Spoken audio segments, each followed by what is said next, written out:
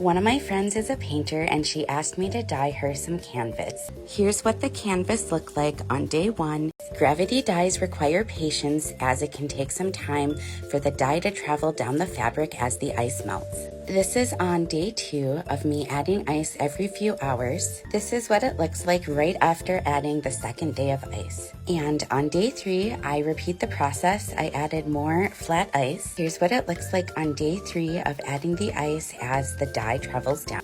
And here's what it looks like on day 5. The dye has really traveled down, but we still have a ways to go. Once the dye has traveled far enough down the canvas, I can do a hot water irrigation. In the meantime, we wait and let that ice do its job. And here is where we're at day 6. Because the Procyon dye has now been used up and there's still some fabric left at the bottom that doesn't have color, I need to add some more dye. I love watching the ice melt as it starts to pick up the colors from the Procyon dye. And yes, my bathtub is still pretty terrifying. Today is an exciting day because I got to do the hot water irrigation. This is what it looked like on day 1. Today marks day 8 of putting ice on this gravity dye. As the fresh ice melted this morning, I could tell that the dye has traveled about 90% of the way down the fabric. This means that we are ready for the second to last step. The tiny particles of dye are at different places on the fabric, so I go in with a hot water irrigation. This is where I go in very carefully with boiling hot water